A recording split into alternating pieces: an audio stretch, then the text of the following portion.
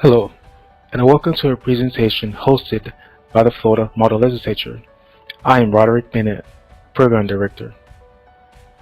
This presentation is on the bill process, and this will serve as an overview for the bill process for the Florida Model Legislature.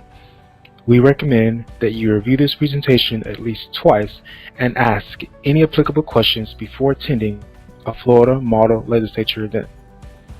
Let's go ahead and get started. First, let's take a look at how a bill becomes a law in the state of Florida. While citizens are not the only point of suggestion, they are pictured here. Suggestions are also taken from lobbyists and others. An elected official then decides that they want to pursue a policy that will address an issue. The bill drafting office works to ensure the legislature's bill is filed in the proper format. The clerk or secretary's office is where the first reading of the bill will take place. Chamber leaders have control over what committees the bill will be heard in. If the bill makes it through committee, the committee markups, which are changes to the original bill submission, are then reported to the secretary or clerk. Bills are then placed on the House or Senate calendar. In the state legislature, there is a special committee that develops the consent calendar. However, at the Florida Model Legislature, this order is decided by the presiding officers working together with the advice of the program directors.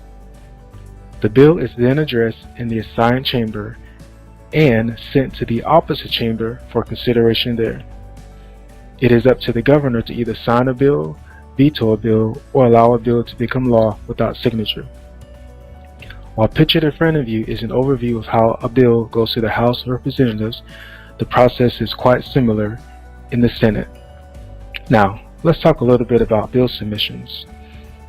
When you draft your legislation, you will not have lobbyists and citizens readily available to consult with, and you will not have a bill drafting office to type and format your bills. However, this is nothing to worry about. Attendees can easily contact their assigned senator or representative to figure out which issues they should focus on, and they can utilize our bill drafting guides to draft their legislation. Anytime a bill is submitted, it is reviewed by our executive team, and any necessary suggested edits are communicated with the attendees. Let's talk a little bit about ideas. Attendees may draft legislation based on their own ideas and personal ideologies. However, they cannot break character to support legislation that does not align with their assignment as a legislator. Therefore, it is important for attendees to research their assignment and develop ideas based on how they will portray this role. This is extremely important and worth repeating. Attendees may draft legislation based on their own ideas and personal ideologies. However, they cannot break character to support legislation that does not align with their assignment as a legislator. Therefore, it is important for attendees to research their assignment and develop ideas based on how they will portray this role. Either type of legislation may be submitted, and if a bill does not match the individual's assignment, staff will assign said bill to a different legislator. It is often easy for attendees who have no experience to start by drafting a bill that fits their personal ideologies, then switch to bills that they can use in character.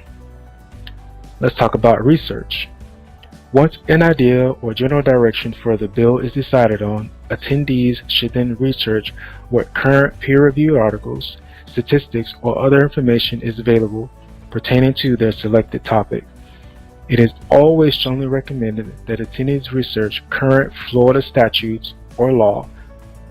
If this idea will affect current laws, those changes in the specific statute that will be amended should be specified in the bill. Again, it is always strongly recommended that attendees research current Florida statutes or law. If this idea will affect current laws, those changes in the specific statute that will be amended should be specified in the bill. Let's talk about the drafting process. Once there is sufficient research gathered, attendees should utilize the legislation template to draft the bill. We recommend that attendees have a separate individual review the bill for accuracy and additional input in an effort to draft strong bills. Once the final draft is complete, the student will go to our website at modellegislature.org and submit their bill. Information that you should also consider. Students should not, under any circumstance, plagiarize a bill that already exists in the Florida Legislature or that has been previously submitted to the Florida Model Legislature.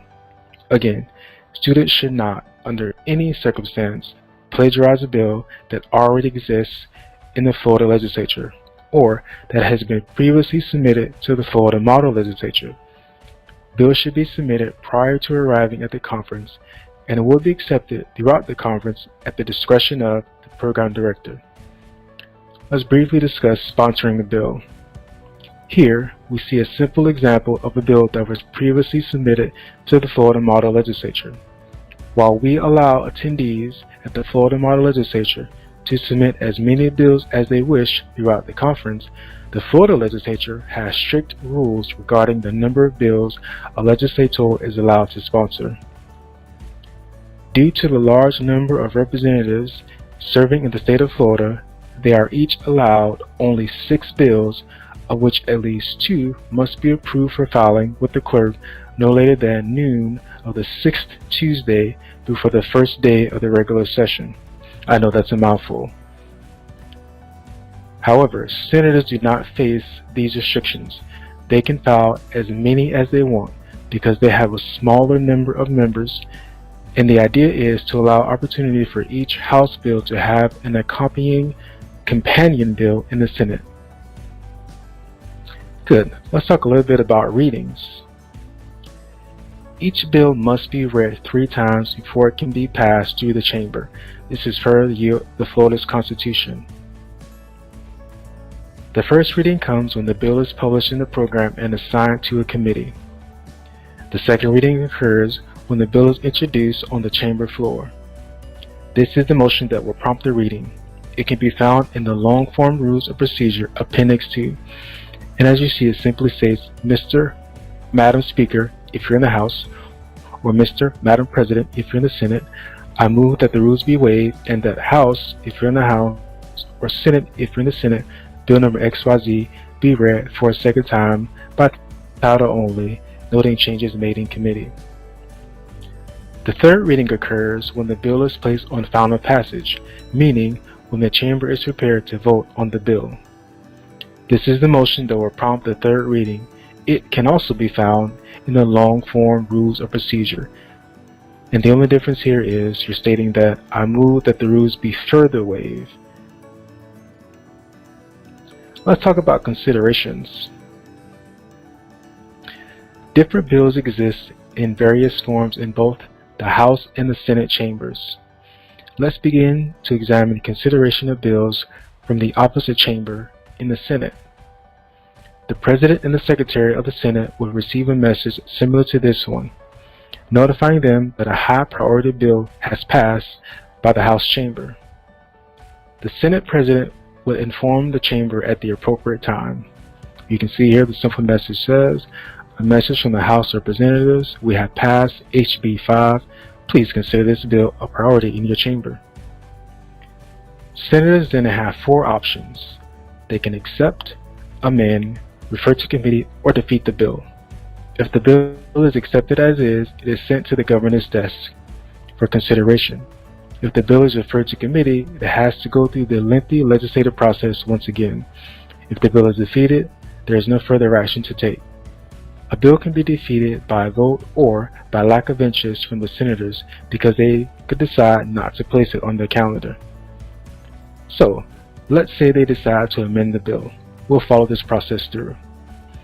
The Senate will then send communications to the House notifying them that the bill has been amended, including the changes that have been made.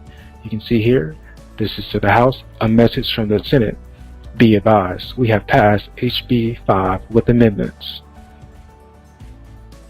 The House is then left with the same choices the Senate had when the bill arrived. Again, let's assume the bill was amended. It is common for bills to be passed back and forth. At any point, the leadership of either chamber can request a conference committee where leaders from each chamber will meet to hash out the differences. At any point in the process, bills can die. You can see here a message from the House. Now let's talk about final passage. Once the bill is approved by both the House and the Senate, there is still one final hurdle before it can become law.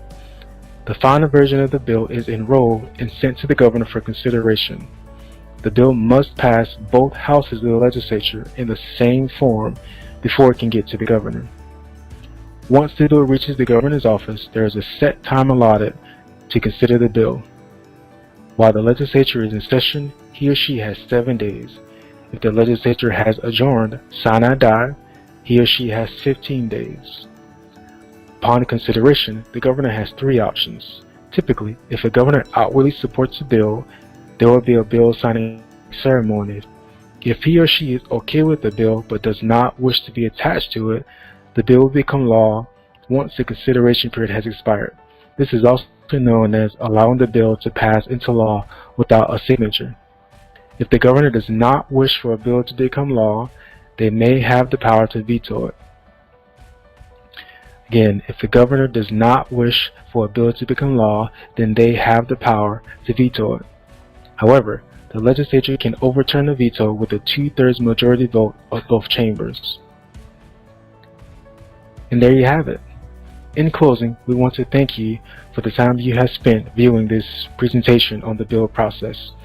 Hopefully, you feel more confident than ever in your ability to participate in a model legislature event. Thanks, and we look forward to seeing you in the future.